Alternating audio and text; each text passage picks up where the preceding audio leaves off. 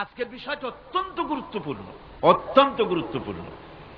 কোরআনে কারীমের মধ্যে আল্লাহ রাব্বুল আলামিন বলেন, ওয়ামা খালাকতুল জিন্না ওয়াল ইনসা ইল্লা লিয়াবুদুন,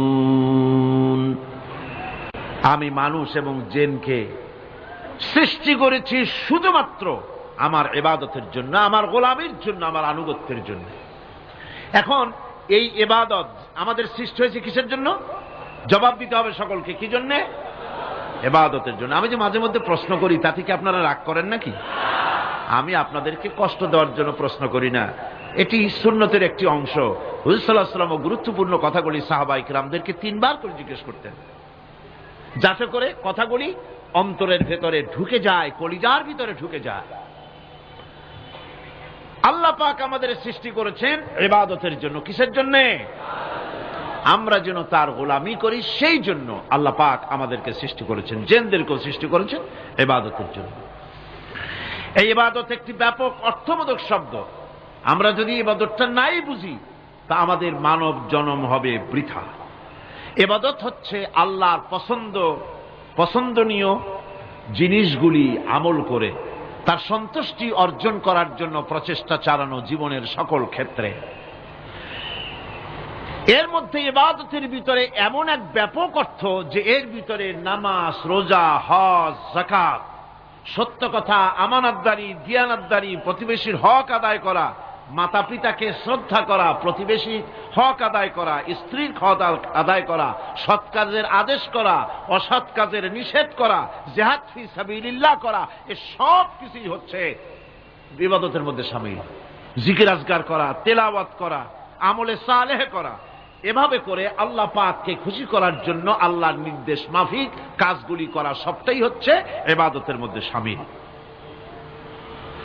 মানব সৃষ্টির উদ্দেশ্য এবং লক্ষ্যই হচ্ছে মানুষ গোলামি করবে, আনুগত্য করবে আল্লাহ পাকের। এই জন্য যত নবী আল্লাহ পাক পৃথিবীতে পাঠিয়েছেন, সমস্ত নবী দাওয়াত দিয়েছেন তার উম্মতকে কি বলে? ইয়া কওমি ইবুদুল্লাহা মা লাকুম মিন ইলাহিন গায়রু। প্রত্যেক নবী তার জাতিকে, তার সম্প্রদায়কে ডেকে বলেছেন, হে আমার জাতি, হে আমার সম্প্রদায়, এক আল্লাহর গোলামি করো, তিনি ছাড়া তোমাদের কোনো ইলাহ নাই, প্রভু নাই, মাবুদ বলে কেউ নাই। এভাবে করে কোরআনে কারীম একজন একজন করে নবীদের নাম উচ্চারণ করে আল্লাহ পাক শুনিয়ে দিলেন, শোনো, লাকাদ আরসালনা নূহান ইলা কওমিহি ফাকালা ইয়া কওমি ইবুদুল্লাহা মা লাকুম মিন ইলাহিন গায়রুহু। আল্লাহ পাক বলেন, আমি নূহ আলাইহিস সালামকে তার কওমের জন্য নবী করে পাঠালাম, আর নূহ আলাইহিস সালাম তার জাতিকে ডেকে বললেন, ও আমার জাতি, ও আমার সম্প্রদায়, এক আল্লাহর গোলামি করো, তিনি ছাড়া তোমাদের কোনো রব নাই, ইলাহ নাই, মাবুদ নাই। হুদ আলাইহিস সালাম সম্পর্কে আল্লাহ পাক বলছেন, ওয়াইলা আদিন আখাহুম হুদান ক্বালা ইয়া কওমি ইবুদুল্লাহা মা লাকুম মিন ইলাহিন গায়রু। হুদকে আমি সামুদ জাতির জন্য, আমি সালেহ আলাইহিস সালামকে তার জাতির জন্য পাঠিয়েছি, হুদকে তার জাতির জন্য পাঠিয়েছি, এবং তারা সকলেই বলেছেন, হে আমার জাতি, এক আল্লাহর গোলামি করো, এক আল্লাহর দাসত্ব করো, আর কারো গোলামি করা যাবে না। এভাবে করে শুআয়ব আলাইহিস সালাম সম্পর্কে আল্লাহ পাক বলেছেন, আমি মাদিয়ানবাসীদের জন্য তাকে পাঠিয়েছি, এবং তাকে আমি বলেছি যে একমাত্র আল্লাহ পাকের গোলামি করো, জীবনের সকল ক্ষেত্রে তার আনুগত্য করো। আল্লাহ পাক এরপরে বলেন, শুধু নূহ, শুধু হুদ, শুধু সালেহ আর শুআয়ব নয়, শুধু মূসা আর ঈসা নয়, ওয়ালাকাদ বা'আসনা ফি কুল্লি উম্মাতির রাসূলা আন ইবুদুল্লাহা ওয়াজতানিবুত তাগুত। আমি প্রত্যেক জাতির জন্যই রাসূল প্রেরণ করেছি, এবং সকলেই দাওয়াত দিয়েছেন আন ইবুদুল্লাহ, ওয়াজতানিবুত তাগুত, এক আল্লাহর গোলামি করো, এক আল্লাহর আনুগত্য করো, আর তাগুতকে বর্জন করো। তাগুত হচ্ছে সেই শক্তি যে শক্তি শুধু নিজেই আল্লাহর আইন অমান্য করে না, অন্যদেরকেও অমান্য করতে বাধ্য করে। তাকে কি বলা হয়? কোরআন বলছি, ওয়ামা আরসালনা মিন ক্বাবলিকা মির রাসূলিন ইল্লা নূহি ইলাইহি আন্নাহু লা ইলাহা ইল্লা আনা ফা'বুদুন। আল্লাহ পাক বলছেন, হে নবী, তোমার পূর্বে এই পৃথিবীতে আমি যাদেরকে পাঠিয়েছি তাদের সকলের প্রতি আমি এই ওহী অবতীর্ণ করেছিলাম যে তারা তার জাতিকে বলবে লা ইলাহা ইল্লা, লা ইলাহা ইল্লা আনা, আমি ছাড়া কোনো ইলাহ নাই, অর্থাৎ আল্লাহ ছাড়া কোনো ইলাহ নাই। এই কথাটা নবীরা সকল জাতির কাছে তারা বলবে, এই বলে ওহী নাজিল করেছে, এবং তারা বলবে একমাত্র আল্লাহ পাকের গোলামি, তার আনুগত্য জীবনের সকল ক্ষেত্রে করতে হবে, তিনি ছাড়া কোনো ইলাহ নাই, এটাকে বিশ্বাস করতে হবে। মেরাজ উপলক্ষে আল্লাহ পাক রাসূল করিম সাল্লাল্লাহু আলাইহি ওয়াসাল্লামকে যে পেগাম দিয়েছিলেন, যে হাদিয়া দিয়েছিলেন, যে 14টি পেগাম ছিল, তার মধ্যে প্রথম পেগাম যেটা ছিল সে ছিল কি? وَقَضَى رَبُّكَ أَلَّا تَعْبُدُوا إِلَّا إِيَّاهُ وَبِالْوَالِدَيْنِ إِحْسَانًا। তোমার রবের পক্ষ থেকে এটা চূড়ান্ত রূপে ফয়সালা হয়ে গিয়েছে, চূড়ান্ত ফয়সালা হয়ে গিয়েছে যে দাসত্ব, গোলামি, আনুগত্য করতে হবে কেবলমাত্র আল্লাহ সুবহানাহু ওয়া তাআলা। আল্লাহ পাকের গোলামি ছাড়া কারো গোলামি করা যাবে না। এখন এই গোলামিটা কি জিনিস, আসুন আমরা ব্যাখ্যা করে আলোচনা করে বুঝতে চেষ্টা করি গোলামিটা কি। এটি হচ্ছে, এটা মানুষের একটা স্বভাবজাত প্রবৃত্তি। মানুষের সামনে মানুষ কারো না কারো আনুগত্য করতে চায়, এটা তার রুহের মধ্যে, তার রক্তের মধ্যে, তার দেহের মধ্যে এটা মিশ্রিত রয়েছে। যেমন মানুষ ক্ষুধা লাগলে ক্ষুধা নিবৃত্ত করার জন্য আহারের আশ্রয় গ্রহণ করে, ঠান্ডা লাগলে শীত বস্ত্রের আশ্রয় নেয়, ক্ষুধা লাগলে খাদ্যের আশ্রয় নেয়, গরম লাগলে বৃষ্টি হলে ঘরের মধ্যে আশ্রয় নেয়, মনের ভাষা ব্যক্ত করার জন্যে, মনের কথা ভাবের আদান প্রদান করার জন্য ভাষার আশ্রয় গ্রহণ করে। ঠিক এগুলি যেমন তার সহজাত প্রবৃত্তি, ঠিক অনুরূপ ভাবে উপাসনার প্রেরণা তার মধ্যে স্বাভাবিকভাবেই উপাসনার প্রেরণা তার মধ্যে ঢুকিয়ে দেওয়া রয়েছে। কারো না কারো সামনে তার মাথা নত করা এটি একটি স্বাভাবিক প্রেরণা। ইবাদতের ধারণা প্রকৃতপক্ষে এটি একটি ব্যাপক ধারণা। এর প্রথমে এটাকে দুই ভাগে ভাগ করা যায়, একটা হচ্ছে বন্দিগি এবং আনুগত্য, আর একটা হচ্ছে পূজা বা অর্চনা। বন্দিগি এবং আনুগত্যের ব্যাপারটা হচ্ছে যে উচ্চতর কোন একটি সত্তার সামনে মাথা নত করে দেওয়া, যেটাকে আরবিতে বলা হয় ইজহারে তাদাল্লুল, নিজেকে ছোট করা, নিজেকে ছোট করা। এই নিজেকে ছোট করাটা, এটা কিন্তু আল্লাহ পাক ছাড়া কারো সামনে মাথা নত করা, কথা বুঝেন না নাকি? আল্লাহ ছাড়া কারো সামনে মাথা নত করা যাবে না। সুতরাং আজ ইজহারে তাদাল্লুল, মানুষ নিজেকে ছোট করবে কেবলমাত্র আল্লাহর কাছে। কার কাছে? আল্লাহ ছাড়া কারো সামনে মানুষ মাথা নত করতে পারবে না। এমনকি আমার দেশের কোর্টগুলিতে জজ সাহেবদেরকে বলা হয় মিলর্ড, আমার প্রভু। ব্রিটিশের শেখানো কথা, কোন মুসলমান উকিলের এমন কথা বলা উচিত নয়, জায়েজ নয়, হারাম। এ ধরনের কাস্টমস, এ ধরনের ট্র্যাডিশন উৎখাত করা উচিত। মাননীয় স্পিকার, মাননীয় জজ সাহেব, সম্মানিত জজ সাহেব এভাবে বলতে পারেন, কিন্তু আমার প্রভু, প্রভু তো মুসলমানের একজন। প্রভু কয়জন? তার নাম কি? এই 4-5 জনে কইলেন আল্লাহ। আল্লাহর নাম নিতে দুঃখ লাগে, ভয় করে, লজ্জা করে, চিল্লা এখন প্রভুকে, আল্লাহ সুবহানাহু ওয়া তাআলা। সুতরাং তার সামনেই মাথা নত করতে হবে। এখন বন্দিগি বা আনুগত্য, আমি এই জিনিসটা একটা দৃষ্টান্তের মাঝে আপনাদের সামনে পেশ করতে চাই। খুবই গুরুত্বপূর্ণ বিষয়, আপনারা শুনলে আশা করি আল্লাহ পাক আমাদেরকে ফায়দা দান করবেন। আমি দোয়া চাই এই গুরুত্বপূর্ণ বিষয়টি যেন গুছিয়ে আপনাদের সামনে পেশ করতে পারি, আল্লাহ পাক যেন তৌফিক দান করেন। এই আনুগত্যটার একটা দৃষ্টান্ত ভাবে দেওয়া যায়, যেমন চাকর মনিবের আনুগত্য করে। চাকর কার আনুগত্য করে? মনিবের। মনিব যা বলে চাকর সেগুলিকে মান্য করে। এটাকে আরেকটু বড় করে যদি দেখতে চান তাহলে এভাবে বলা যায়, জনগণ, একটা দেশের জনগণ সরকারের আনুগত্য করে। সরকার যা বলে সরকারের আনুগত্য করে। মানুষ তার নিজের অজান্তেও কোর্টে, কাছারিতে, আদালতে, রাস্তায়, নৌকায়, স্টিমারে, প্লেনে, শিক্ষাঙ্গনে, সর্বত্র একটি দেশের জনগণ একটা সরকারের আইন নিজের অজান্তেই মেশিনের মতো পালন করে চলে, ঠিক কিনা? এই দৃষ্টিতে যে পরিমাণ লোক কোন সরকারের কর্তৃত্ব সীমায় বাস করে এবং তারা আইনের অনুবর্তন করে, তাদের সম্পর্কে আমরা বলতে পারি জনগণ অমুক সরকারের আনুগত্য করছে। আর এটাকে যদি আরবিতে বলেন তাহলে বলা যায় এভাবে, জনগণ অমুক সরকারের ইবাদত করছে, আনুগত্য করছে, দাসত্ব করছে, গোলামি করছে।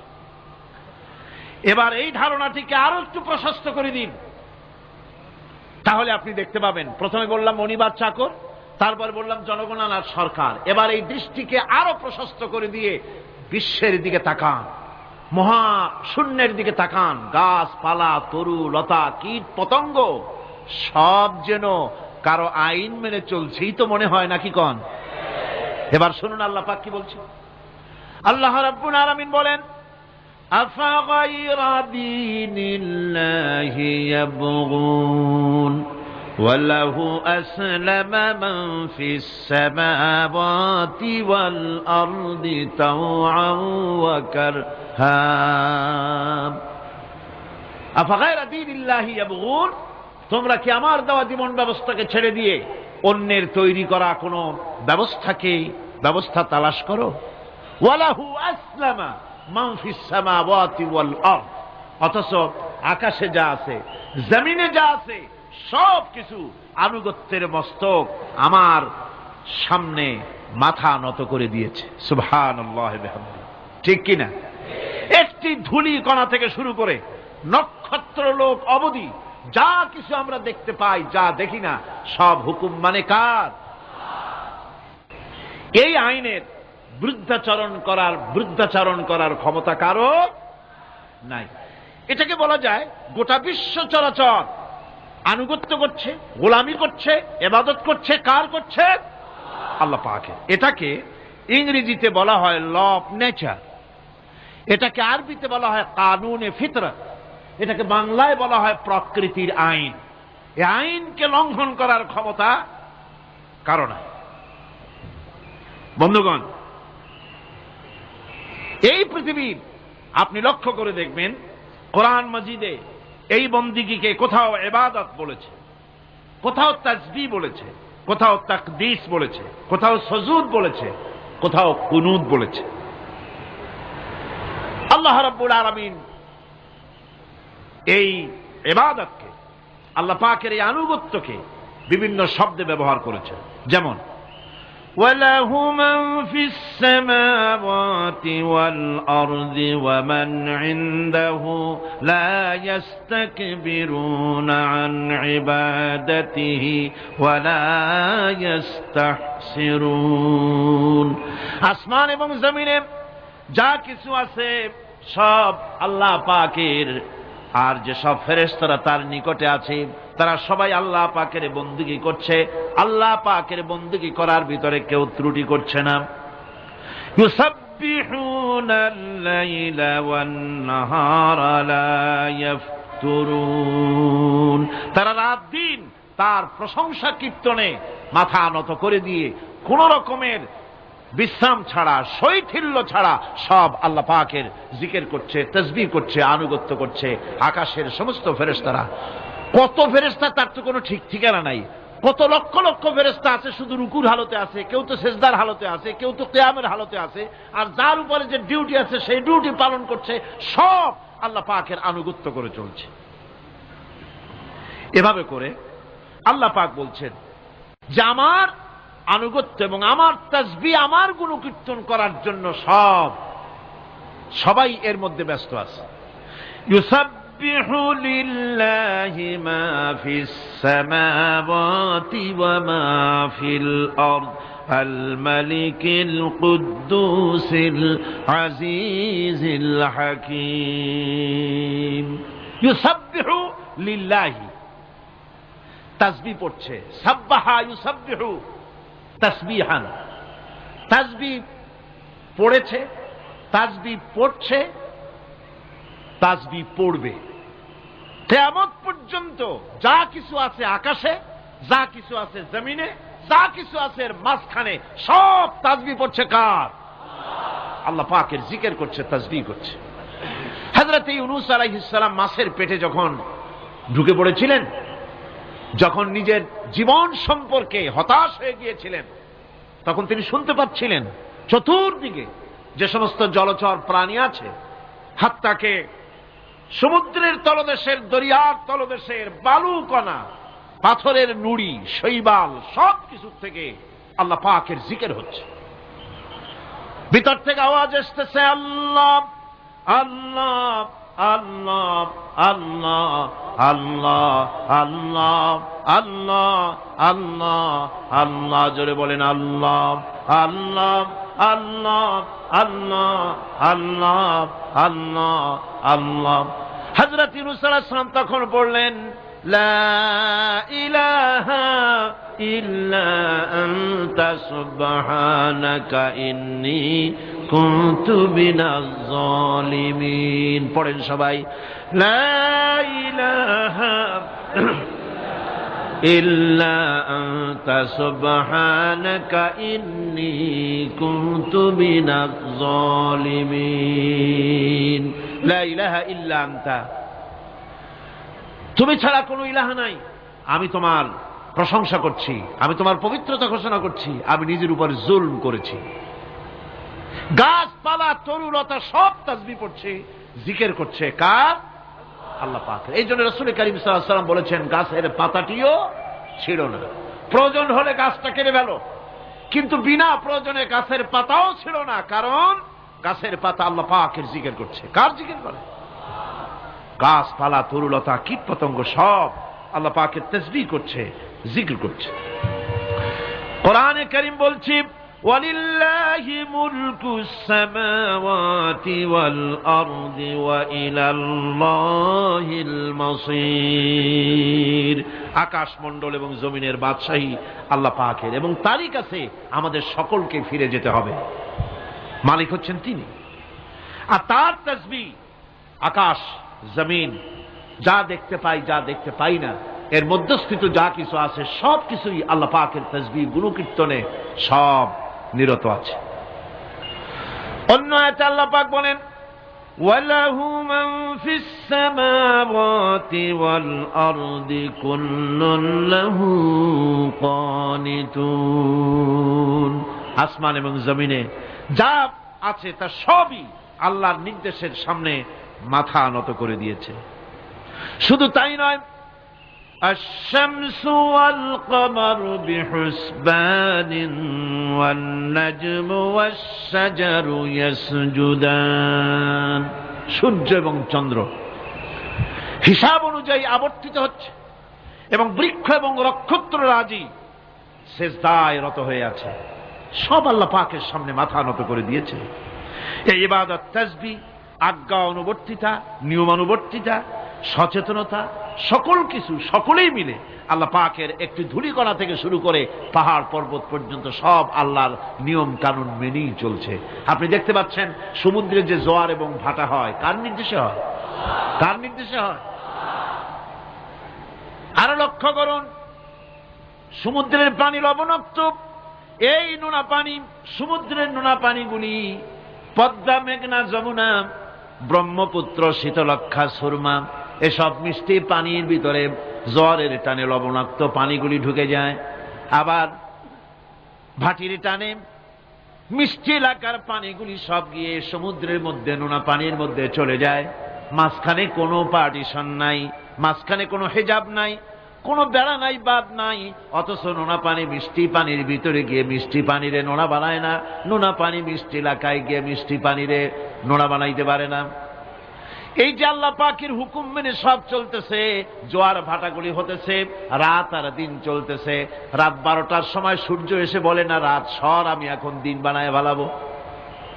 বেলা 12টার সময় রাতের আগমন ঘটতে পারে না।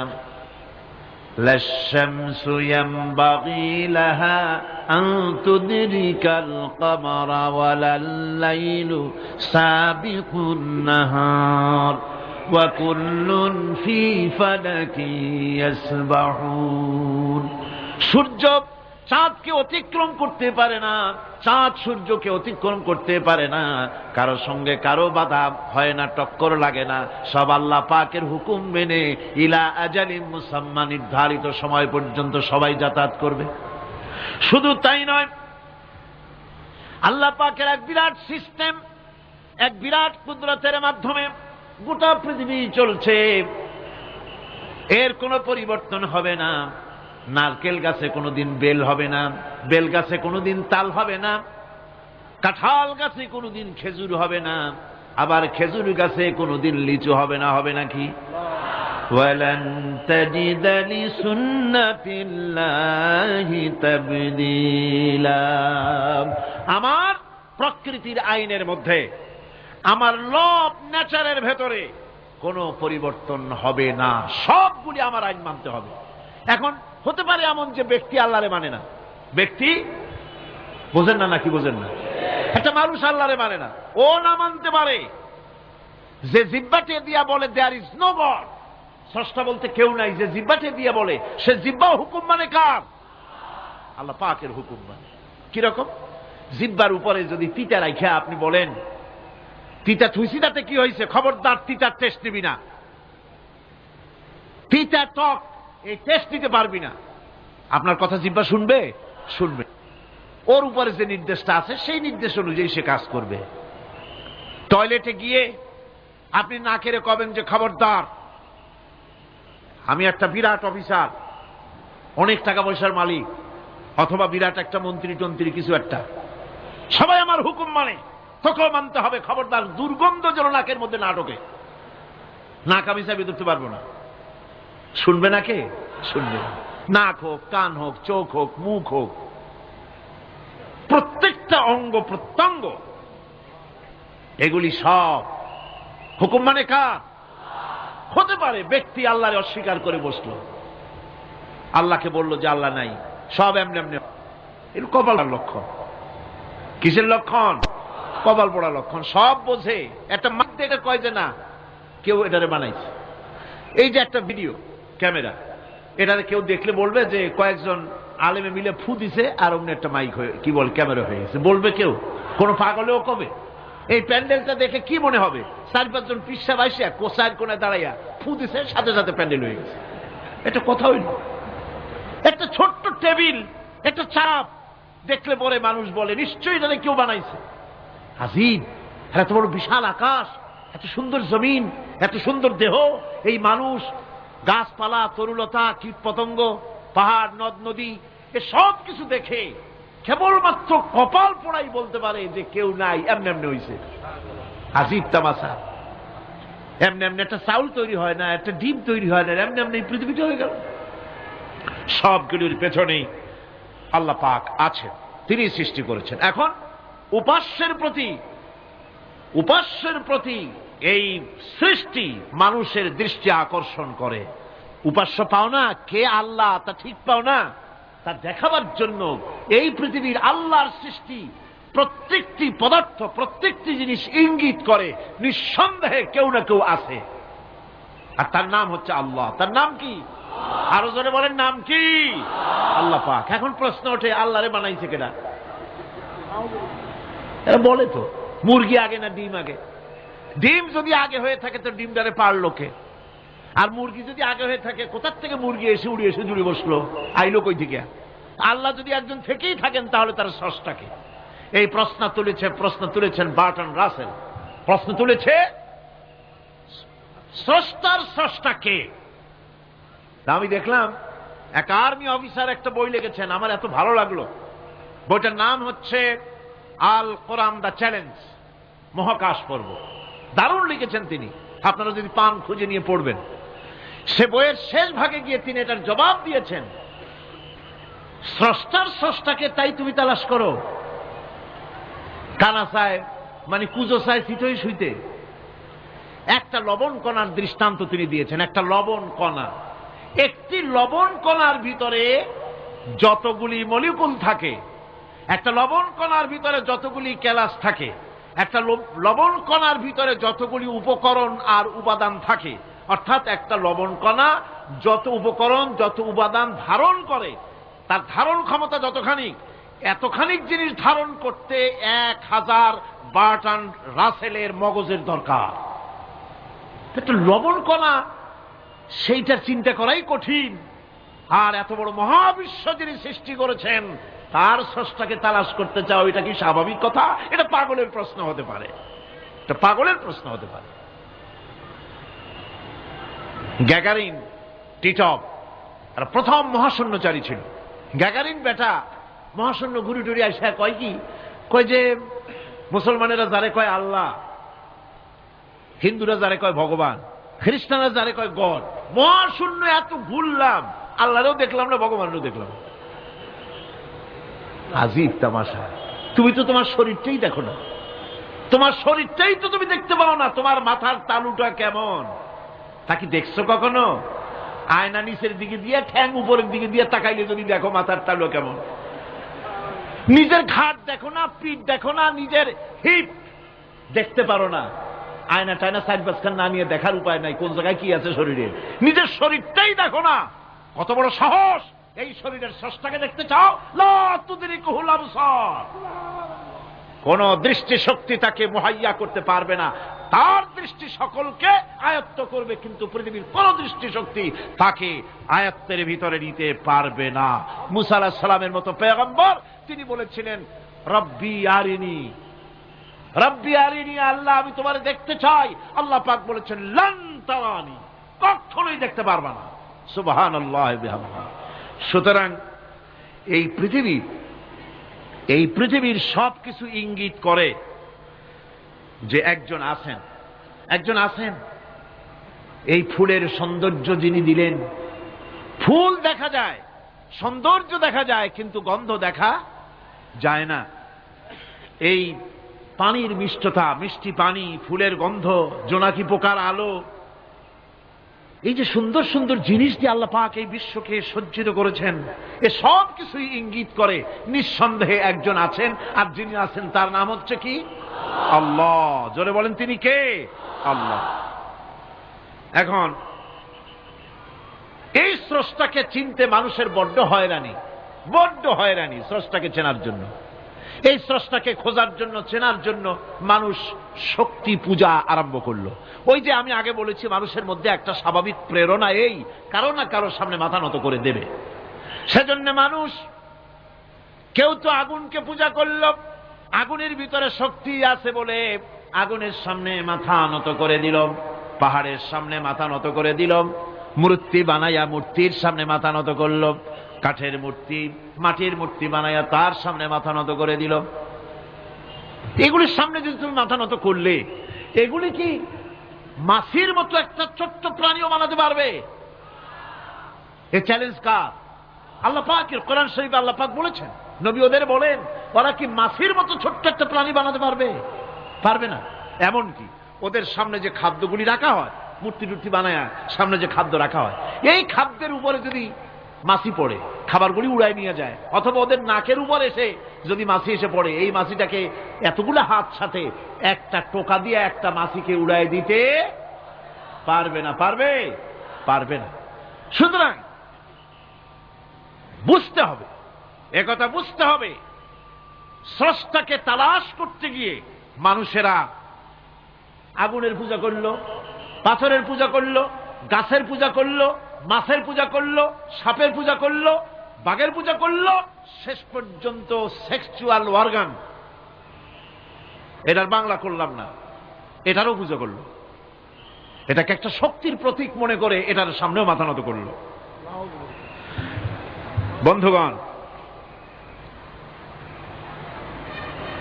মাটির পূজা করলো, জমিনকে নিজের মা মনে করে এটার পূজা করলো। অথচ আল্লাহ পাক পরিষ্কার করে বলে দিয়েছেন, লা ইলাহা ইল্লা আনা ফা'বুদুন, আমি ছাড়া কোনো ইলাহ নাই, আল্লাহ ছাড়া কোনো ইলাহ নাই। কোরআনে কারীম বলছে, ইন্নাল্লাযীনা তাদউনা মিন দুনিল্লাহি ইবাদুন আমসালুকুম।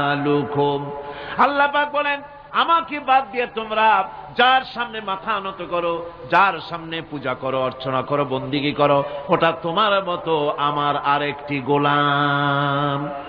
তুমি যেমন আমার গোলাম, ওটাও আমারই গোলাম। এই আল্লাহ সুবহানাহু ওয়া তাআলা তিনি বলছেন, আমাকে বাদ দিয়ে যার সামনে মাথা নত করো, ওরা আমার গোলাম। সূর্য কার গোলাম? চন্দ্র কার গোলাম? সাপ বলেন, বাঘ বলেন, আগুন বলেন, সব কার গোলাম? এগুলি সব কার কথা শোনে? আগুন যতই পূজা করেন, আগুনের মধ্যে আপনি পড়লে আগুন কি ছাড়বে? ছাড়বে না। তবে হ্যাঁ, আগুনের মালিক যদি বলে তাহলে ছাড়িয়ে দিবে, ঠিক কিনা? ইব্রাহিম আলাইহিস সালামকে আগুনের ভিতরে যখন ফেলে দেওয়া হচ্ছে, ফেরেশতা বলতেছিল, আমার কাছে সাহায্য চাও, আগুন থেকে বাঁচায় দেই। হযরত ইব্রাহিম বলেছিলেন, আমার তো পরীক্ষা হতেছে, ইমতিহান হতেছে, আমাকে ডিস্টার্ব করো না, আমি তোমার কাছে কেন সাহায্য চাইব? আমি আগুনে পুড়লে পরে আমার মাবুদ, আমার খোদা, আমার আল্লাহ তিনি যদি খুশি হন, তাহলে আমার এমন আল্লাহকে খুশি করার জন্য 1000 বার পুড়তে রাজি আছি। তোমার কাছে কেন সাহায্য চাইব? আমি তো অন্ধ, আল্লাহর ইবাদত করি না, যিনি আমার দুঃখ দুর্দশা নিজের চোখে না দেখেন। আগুনের মধ্যে পড়ে গেলেন। আল্লাহ পাক আগুনকে অর্ডার করে দিলেন, ইয়া নারু কুনি বারদাও ওয়া সালামান আলা ইব্রাহিম। আগুন, আমার ইব্রাহিমের জন্য ঠান্ডা হয়ে যা, শান্তিদায়ক ঠান্ডা হয়ে যা। তাহলে দেখা গেল আগুনের মালিক হচ্ছেন আল্লাহ পাক। আল্লাহ পাক আজও যদি কোনো পূজা করা রাখবে না আগুনের পূজা করা তো হারাম। আগুন হচ্ছে আল্লাহর গোলাম, আল্লাহর সৃষ্টি, এটা হচ্ছে মাখলুক, আল্লাহ হচ্ছেন খালিক। বিশ্বকবি, কবি সম্রাট আল্লামা ডক্টর ইকবাল কি সুন্দর করে বলেছেন, আজ ভি হো জো ইব্রাহিম কা ইমা পয়দা, আজ ভি হো जो इब्राहिम का ईमान पैदा आ कर सकती है एक अंदाज गुलिस्तान पैदा। ইব্রাহিমের ঈমান যদি আজও কোথাও হয় বিদ্যমান, করতে পারেন অগ্নিকুণ্ডে খুবসুরত এক গুলিস্তান। এখনো যদি ইব্রাহিমের ঈমান যদি কারো মধ্যে জাগ্রত হয়, আর তাকে যদি আগুনে ভালানো হয়, সে আল্লাহ আজও আছেন না নাই? আছে কিনা? আল্লাহু লা ইলাহা ইল্লা হুয়াল হাইয়ুল কাইয়্যুম। পড়েন সবাই, আল্লাহু লা ইলাহা ইল্লা হুয়াল হাইয়ুল কাইয়্যুম। তিনি সদা জাগ্রত, তিনি চিরঞ্জীব। সুতরাং মহান শক্তিধর আল্লাহ পাক, তার হচ্ছে সব গোলাম। তুমি গোলাম হইয়া আর এক গোলামের কাছে হাত পাতো, সে তোমারে কিচ্ছু দিতে পারবে না। আমি দৃষ্টান্ত দিতে গিয়ে বলি, একজন ভিক্ষুক সে যদি আর একজন ভিক্ষুকের কাছে গিয়ে বলে, ভাই আমারে 10টা টাকা দাও, সে 10 টাকা পাবে কই? সারাদিন খয়রাত করিয়া পাইছে মোটে 5 টাকা, তোমার তো 10 টাকা দিতে পারবে না। ও ভিক্ষুক, তুমিও ভিক্ষুক। সুতরাং গোটা বিশ্ববাসী হচ্ছে আল্লাহ পাকের কাছে ভিক্ষুক। সবগুলি কি ভিক্ষুক? প্রধানমন্ত্রী হোক, প্রেসিডেন্ট হোক, প্রধান সেনাপতি হোক, আল্লাহ পাকের দরবারে এগুলি কিচ্ছুই না, গোলাম। এগুলি সব কি? গোলাম আর গোলাম। সুতরাং মাথা নত করা যাবে না কারো সামনে। এই প্রকৃতি, এই নেচার শিখাচ্ছে, একজন আছেন সেটাকে বুঝতে হবে। বোঝার জন্য আল্লাহ কি দিয়েছেন? কি বোঝার জন্য আল্লাহ পাক মানুষকে ব্রেন দিয়েছেন, বিবেক দিয়েছেন। শোনার জন্য কান দিয়েছেন, দেখার জন্য চোখ দিয়েছেন। আল্লাহ পাক বলছেন লাহুম কুলুবুন লা ইয়াফকাহুনা বিহা ওয়া লাহুম আয়ুনুন লা ইউবসিরুনা বিহা ওয়া লাহুম আযানুন লা ইয়াসমাউনা বিহা উলাইকা কাল আনআম বাল হুম আযাল উলাইকা হুমুল গাফিলুন। আমি যাদেরকে কান দিয়েছিলাম, কলব দিয়েছিলাম, বিবেক দিয়েছিলাম, বিবেক দিয়ে সব বুঝলো, কিন্তু আমারে বুঝলো না। বিবেক দিয়া সব বুঝলো, বিবেক দিয়া সমস্ত জিনিস, নিজের স্বার্থের জিনিসগুলি বুঝলো, কিন্তু আল্লাহকে বুঝলো না।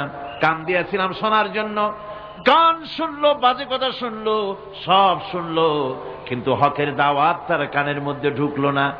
হক বুঝলো না, হক শুনলো না, হক দেখলো না, সত্যকে চিনতে পারলো না। আল্লাহ পাক বলেন উলাইকা কাল আনআম, এরা হলো চতুষ্পদ জানোয়ার, জানোয়ার পশু। আল্লাহ কয় না খালি পশু কইলে সারে না, বাল হুম আযাল, একেবারে পশুর চাইতেও নিকৃষ্ট। কারণ কি? কারণ হলো পশু অবিশ্বাসী নয়, পশু অবিশ্বাসী নয়, পশু কাফের নয়, পশু মুশরিক নয়, পশু মুরতাদ নয়, পশু নাস্তিক নয়, ঠিক কিনা? সুতরাং পশুর চাইতেও খারাপ, পশুর চাইতেও খারাপ। পশু যেটা বোঝে তাও বোঝে না। পশু তো অন্তত মালিকের আনুগত্য করে, তার কথা শোনে, যার খায় তার কথা শোনে। কুত্তাটাও, কুকুরও যার খায় তার কথা শোনে, ঠিক কিনা গণ? অথচ যে আল্লাহ রাব্বুল আলামিন খেতে দিলেন, পড়তে দিলেন, সব কিছু দিলেন, তার ইবাদতটা বুঝতে চেষ্টা করলো না, তার ইবাদত বুঝতে চেষ্টা করলো না, তার গোলামি করতে জানলো না। সুতরাং এগুলি হচ্ছে উলাইকা কাল আনআম, এগুলি চতুষ্পদ জন্তু এবং জানোয়ারের মতো, বরং তার থেকেও নিকৃষ্ট। মানুষকে আল্লাহ পাক জ্ঞান দিয়েছিলেন, সেই জ্ঞান দিয়ে সে দূরবীন আবিষ্কার করলো, জ্ঞান দিয়ে দূরবীন আবিষ্কার করলো, যাতে করে শকুনের চাইতেও তীক্ষ্ণ দৃষ্টি সম্পন্ন হয়। সে গাড়ি আবিষ্কার করলো যাতে করে চিতাবাঘের চাইতেও বেশি দৌড়াইতে পারে। সে সাবমেরিন আবিষ্কার করলো যাতে করে মাছের চাইতেও বেশি দ্রুতগামীও চলতে পারে পানির তলা দিয়া। সব কিছুই করলো, কিন্তু তার মনুষ্যত্বকে বাড়াইতে পারল না, মনুষ্যত্বকে বাড়াতে পারল না। এই মনুষ্যত্বই ছিল সবচেয়ে বড় জিনিস। কবি বলছেন মুঝে ये डर है कि दिले जिंदा तू ना मर जाए, मुझे ये डर है कि दिले जिंदा तू ना मर जाए, कि जिंदगानी इबारत है तेरे जीने से, मुझे ये डर है कि दिले जिंदा तू ना मर जाए। আমার এই ভয় হয়, হে আমার জীবন্ত আত্মা, তোর না অপমৃত্যু হয়ে যায়। কারণ তোর যদি অপমৃত্যু হয় তাহলে আমার তো বেঁচে থাকার কোনো লাভ নাই। আমরা তো আমাদের আত্মা, জীবিত আত্মাকে মেরে ফেলছি, জীবিত আত্মাকে মেরে ফেলছি, আত্মাকে বিকশিত করছি না। আত্মাকে বিকশিত করতে হবে। এই আত্মা বিকশিত হবে কিভাবে? সব জিনিসের খাবার আল্লাহ পাক এই জমিনে তৈরি করেছেন, ঠিক কিনা কর? সকলের খাবার এই জমিনে। মানুষ যেহেতু তৈরি হয়েছে এই মাটি দিয়ে, সেই জন্য আল্লাহ রাব্বুল আলামিন মানুষের খাবার মাটি দিয়ে তৈরি করে দিয়েছেন। কলা দিয়েছেন, কচু দিয়েছেন, আলু দিয়েছেন, মূলা দিয়েছেন, তাল দিয়েছেন, বেল দিয়েছেন, মাছ দিয়েছেন, তরকারি দিয়েছেন, পনির দিয়েছেন, দুধ দিয়েছেন, গোশত দিয়েছেন। খাবারের কোনো অভাব রাখেন নাই, সব মাটি দিয়েছে। কিন্তু যে রূহটা আমাদের ভিতরে, যে আত্মাটা আমাদের মধ্যে, যে আত্মা থাকলে পরে বাঁচি, আত্মা না থাকলে পরে মরে যাই, সেই রুহের খাবার আমরা কেউ দিতেছি না। রুহটা কি? আল্লাহ পাক বলছেন নবী, আপনাকে প্রশ্ন করা হয় ওয়ায়াসআলুনাকা আনির রূহ কুলির রূহু মিন আমরি রাব্বি। নবী হে, প্রশ্ন করা হয় রূহ কি জিনিস? এর জবাব হচ্ছে এই বলে দিন, রূহ হচ্ছে আল্লাহর একটু অর্ডার, একটু হুকুম তোমার ভিতরে কাজ করছে। ওই রূহেরও কিছু খাবার আছে, ওই রূহেরও কিছু খাবার আছে। সেই রূহকে খাবার জমিনে তৈরি হবে না। রুহু গোশত খাবে না, পনির খাবে না, দুধ খাবে না, সর খাবে না, ফল খাবে না, কি খাবে? রুহের খাবার। যেহেতু রুহু এই পৃথিবীতে তৈরি হয় নাই, রুহ এসেছে আলমে আরওয়াহ থেকে, সেজন্য রব্বুল আলামিন রুহের খাবার পাঠিয়েছেন লৌহ মাহফুজ থেকে। আল্লাহ পাক কোরআনে কারীমকে রুহের খোরাক করে পাঠিয়েছেন। রুহকে যদি বাঁচাতে চান তাহলে তার একমাত্র খাদ্য হতেছে তেলাওয়াতে কোরআন। তেলাওয়াতে কোরআন যত তেলাওয়াত করবেন ততই মজা লাগবে। সুবহানাল্লাহ, কোন সুবহানাল্লাহ। একটু হারাম শরীফ থেকে বেড়ায় আসেন। টাকা পয়সা যাদের আছে তাদের বলছি, পয়সা কড়ি যাদের আছে সিঙ্গাপুর বেড়ায়। আরে সিঙ্গাপুর বেড়ায় করবা কি? মার্কেটিং ছাড়া আর কিছুই নেই। সিঙ্গাপুর, ব্যাংকক, হংকং এই সমস্ত জায়গায় ঘুরে টুরে আসে, খুব দেখে আসছে। টাকা নষ্ট করে লাভ নাই, বরং পয়সা কড়ি যদি আল্লাহ দিয়ে থাকেন হস্ত করবেনই। পয়সা কড়ি বেশি থাকলে রমজান মুবারকে ওমরা করে এসেন। রাসূল করিম সাল্লাল্লাহু আলাইহি ওয়াসাল্লাম বলেছেন, যে ব্যক্তি রমজান মুবারকে ওমরা করলো সেজন্য আমার সাথে হজ আদায় করলো। কেন বলি? এই জন্য বললাম, আল্লাহ পাক আমাকে কয়েকবার নসিব করেছেন। সেখানে যখন রমজান মুবারকে যখন তেলাওয়াত হতে থাকে তারাবিহের ভেতরে, মনে হচ্ছে যেন আকাশ থেকে ওহী নাজিল হতেছে। মানুষের চোখের পানি, নাকের পানি একাকার হয়ে যায় হারাম শরীফের ভিতরে।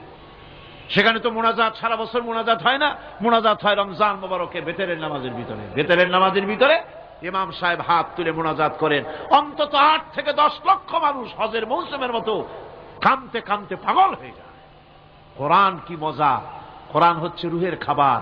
আমরা তো রুহের খাওয়াই না, ঘোড়ার উপরে চড়ি, গাধার উপরে চড়ি, ঘোড়ারে গাধারে জন্মের মতো মোটেই খাইতে দেই না, নিজে খাই জন্মের মতো। খাইয়া ঘোড়ারে খাইতে দেওয়া হয় না, গাধারে খাইতে দেওয়া হয় না। ফলে ওর উপরে যখন সওয়ার হয় তখন ঘোড়া গাধা না খাইতে খাইতে একদিন 4 ঠ্যাং 4 দিকে দিয়া জায়গায় চিতে মরা ছাড়া আর কোনো পথ থাকে না। আমাদের মানুষেরা খায় কি? সুবহানাল্লাহ। এই যে শবে বরাত আসতেছে, কি যে খাবে! দিশা আগের থেকে লিস্ট তৈরি হয়ে যায় কতটা আইটেম তৈরি করা হবে।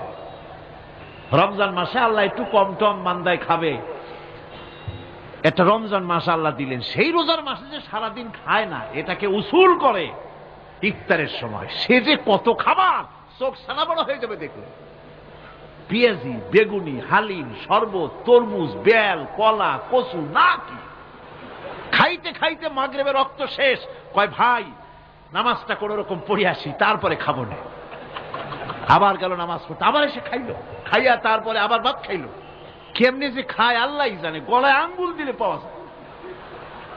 এরকম খাইয়া তারপরে তারাবি পড়তে দাঁড়ায় না। জনমের মতো খাইলে পরে তো অলস হবে শরীর। তারাবি পড়তে দাঁড়াইছে, লম্বা কেরাত হচ্ছে, উনি রুকুতে আছে, ইমাম সেজদায় চলে গেছে, ওনার খবর নেই। অথবা উনি সেজদায় পড়ে আছেন, ইমাম কোথায় উঠে গেছে তার খবর নেই। সুবহানাল্লাহ। সুতরাং নিজে খাইয়া পেটটারে দুম্বার মতো সাইজ বানাইয়া কোনো লাভ নাই। পেট বড় বানাবেন না, সিনা বড় বানান। সিনা বড় বানান, সিনার ভিতরে কোরআন ধারণ করেন, মজা পাবেন। এই আল্লাহ রাব্বুল আলামিন এত বড় নিয়ামত, এই কোরআন, এর থেকে বড় নিয়ামত পৃথিবীতে আর নাই। শ্রেষ্ঠ নিয়ামত, এর থেকে বড় নিয়ামত আছে ভাই? এই শ্রেষ্ঠ নিয়ামতকে পড়তে শিখুন, বুঝতে শিখুন, হেদায়েতের সবের মধ্যে আছে। সুতরাং আল্লাহ রাব্বুল আলামিন মনুষ্যত্বকে, আত্মাকে বিকাশ করার জন্য কোরআনে কারীম দিয়েছিলেন।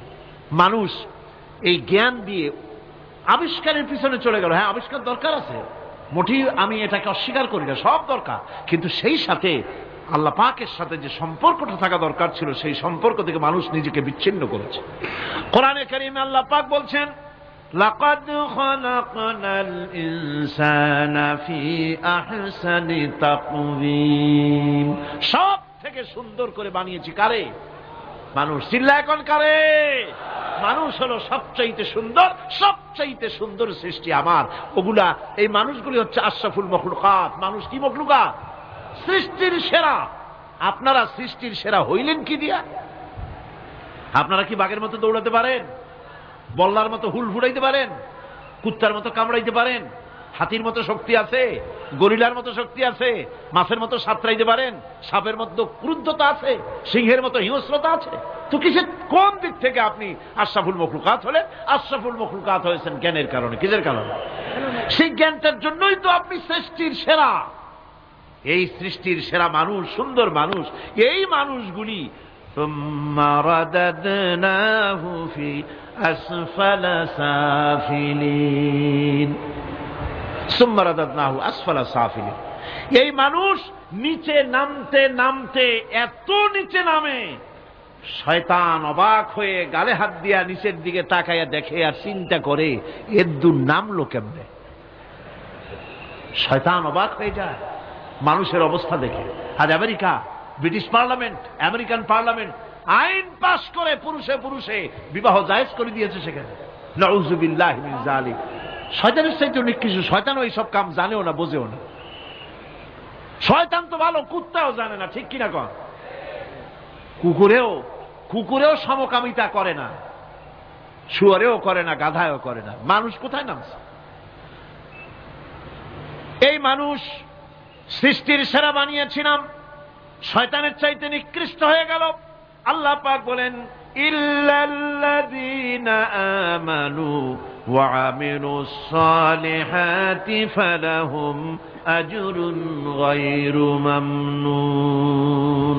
কিন্তু যারা ঈমান এনেছে, আমলে সালেহ করেছে, তাদের জন্য রয়েছে অফুরন্ত পুরস্কার। এই অফুরন্ত পুরস্কার আল্লাহ রাব্বুল আলামিন দান করবেন যারা নাকি মুমিন বান্দা, যারা নাকি ইবাদত করবে তাদের জন্য। এখন আমি আপনাদেরকে বলতেছিলাম যে ইবাদত গোলামি অর্থে, এর গোলামির পূর্ণ অর্থ সেটা হচ্ছে যে ব্যক্তি, পরিবার, সমাজ ও রাষ্ট্র, জীবনের সকল ক্ষেত্রে গোলামি করতে হবে কার? আল্লাহ পাকের। এই ইবাদত শব্দটাকে কোরআনে কারিমে কয়েকটা অর্থে ব্যবহার করা হয়েছে, সে অর্থগুলি আমাদের জানা দরকার। যেমন ইবাদত এবং দাসত্ব অর্থে আল্লাহ পাক বলছেন, সুম্মা আরসালনা মূসা ওয়া আখাহু হারুনা বিআয়াতিনা ওয়া সুলতানিম মুবিন। অথবা মূসা এবং তার ভাই হারুনকে আমার নিদর্শন দিয়ে তাদেরকে সুস্পষ্ট রূপে প্রমাণ সহ ফেরাউন এবং তার সভাসদের কাছে আমি পাঠিয়ে দিলাম। তারা যখন তাদের কাছে গিয়ে দ্বীনের দাওয়াত দিল, তখন তারা কি বলল? ফাকালু আনুমিনু লিবাশারাইনি মিসলিনা ওয়া কওমুহুমা লানা আবিদুন। আমি যখন তাদেরকে পাঠালাম, তারা যখন দ্বীনের দাওয়াত দিলেন, ইবাদতের দাওয়াত দিলেন, তখন তারা বলল, আমরা কি এমন আমাদেরই মতো দুজন মানুষের আনুগত্য করব? এখানে আবিদুন অর্থাৎ দাসত্ব, আমরা কি তার দাসত্ব করব? এই দাসত্ব একমাত্র আল্লাহরই হতে পারে, আর কারো হতে পারে না। সেজন্য কোরআনে কারীম অন্যত্র বলছে, ইয়া আইয়ুহাল্লাযীনা আমানু কুলু মিন তাইয়্যিবাতি মা রাযাকনাকুম ওয়াশকুরু লিল্লাহি ইন কুনতুম ইয়্যাহু তা'বুদুন। হে ঈমানদারেরা, তোমরা যদি আমার ইবাদত করো, তবে আমি তোমাদেরকে যে সব পবিত্র জিনিস দান করেছি তা খাও এবং আল্লাহর শুকর আদায় করো। তো ইবাদত আল্লাহ পাকের করলে আল্লাহ পাক তাদেরকে খেতে দিবেন, পড়তে দিবেন, সবকিছু আল্লাহ পাক করে দিবেন।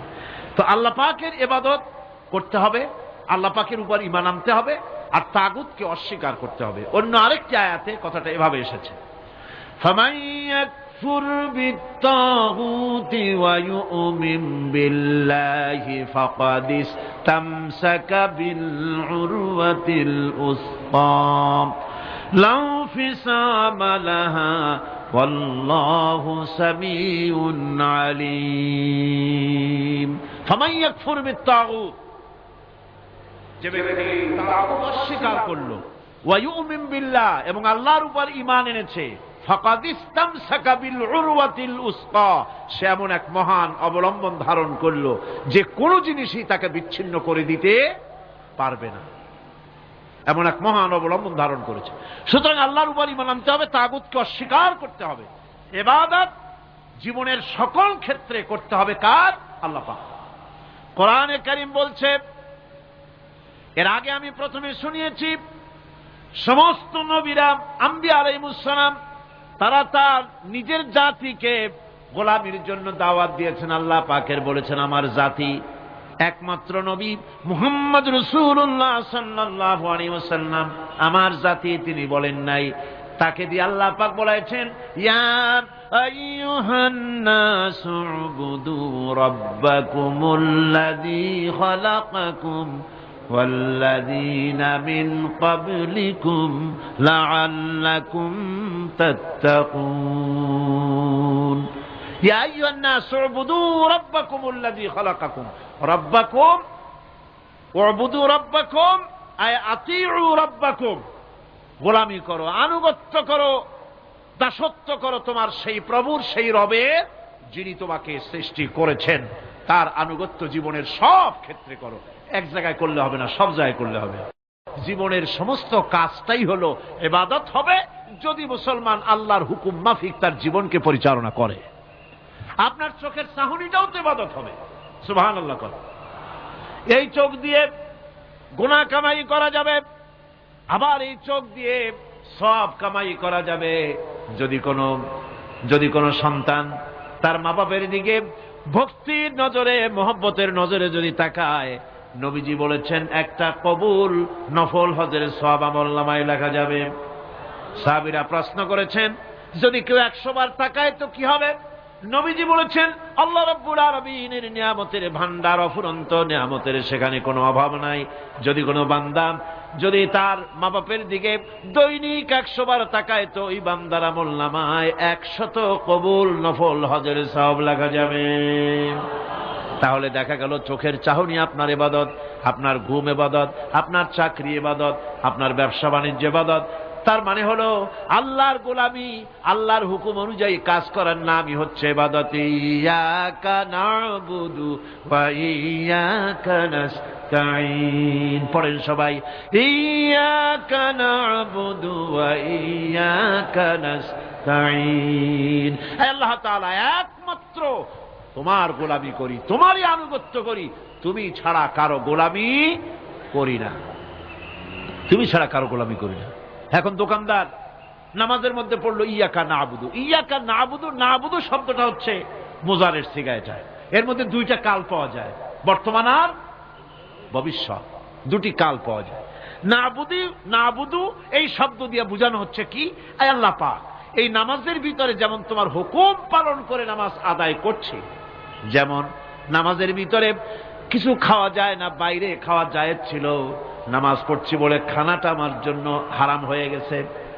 কথা বলা জায়েজ ছিল, নামাজের ভিতরে কথা বলা হারাম করে দিলাম। এদিক ওদিক তাকানো জায়েজ ছিল, নামাজের ভিতরে এদিক ওদিক তাকানো বন্ধ করে দিলাম। তার মানে আমার জন্য চিরস্থায়ী, সব সময়ের জন্য আমার জন্য হালাল করে দেওয়া জিনিসগুলি এই নামাজের ভিতরে অল্প সময়ের জন্য হারাম করে প্রমাণ করে দিলাম। মাবুদ গো, এই নামাজের পরে চিরস্থায়ী হারামগুলো এইভাবে আমার জন্য হারাম করে নেব।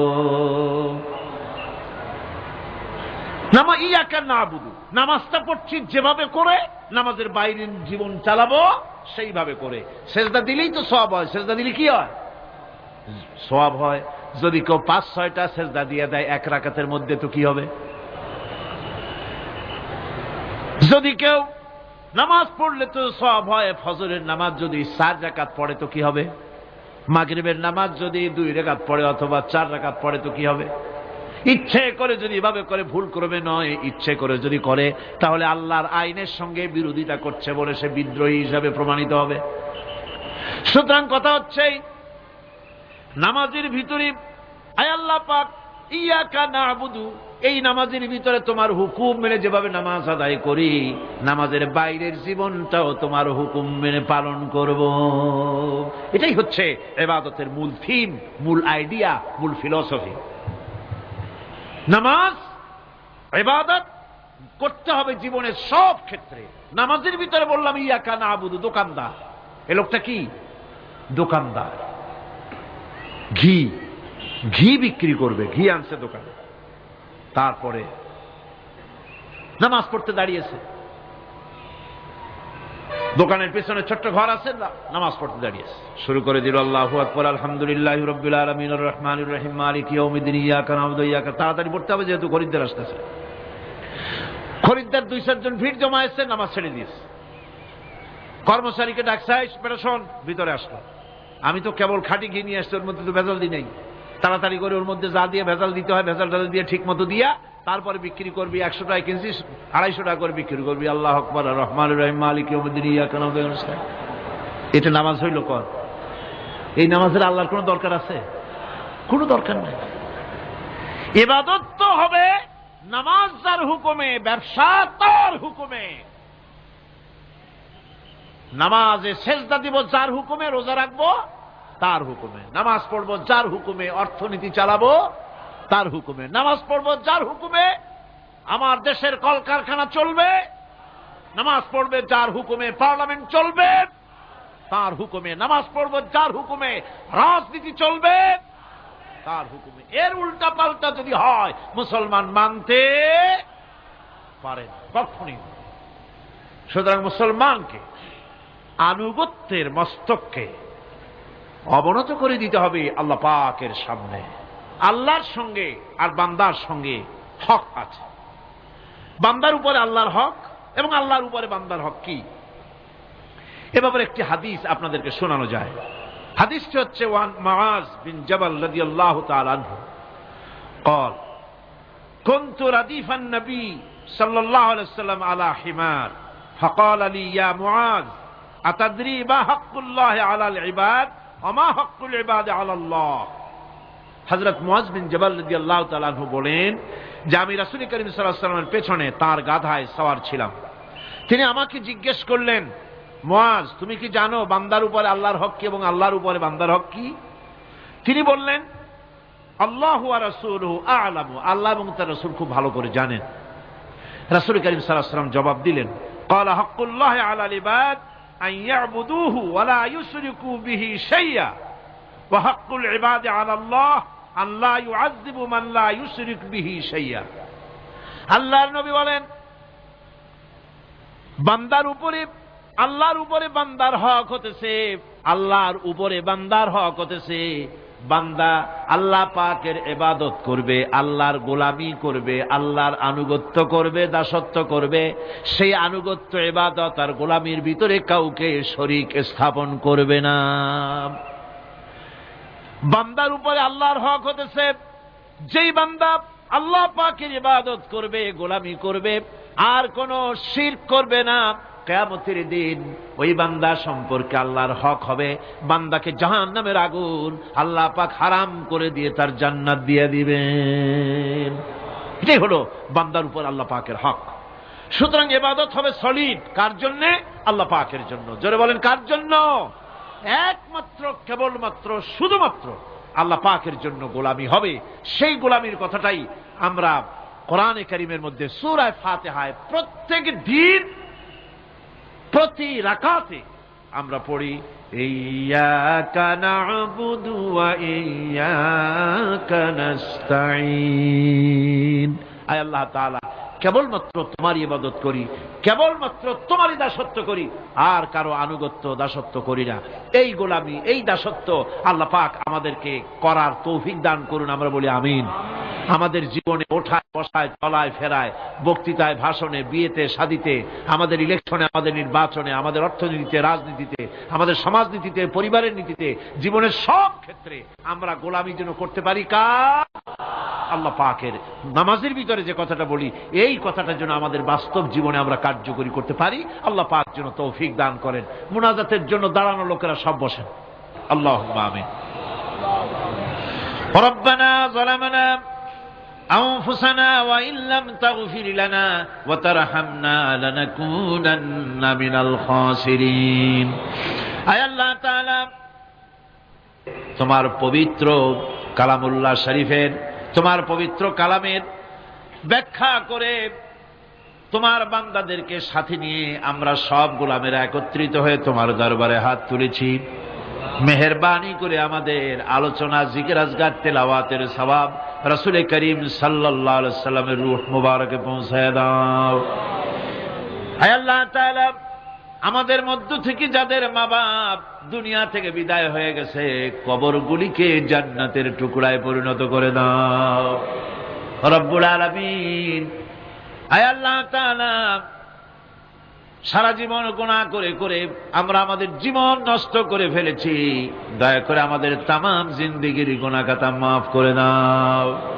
রব্বানা তাকাব্বাল মিন্না ইন্নাকা আনতাস সামিউল আলিম ওয়া তুব আলাইনা ইন্নাকা আনতাত তাওয়াবুর রহিম। সুবহানা রাব্বিকা রাব্বিল ইজ্জাতি আম্মা ইয়াসিফুন ওয়া সালামুন আলাল মুরসালিন আলহামদুলিল্লাহি রাব্বিল আলামিন। ওয়াজআল آخر كلمتنا عند الموت لا إله إلا الله محمد رسول الله. السلام عليكم.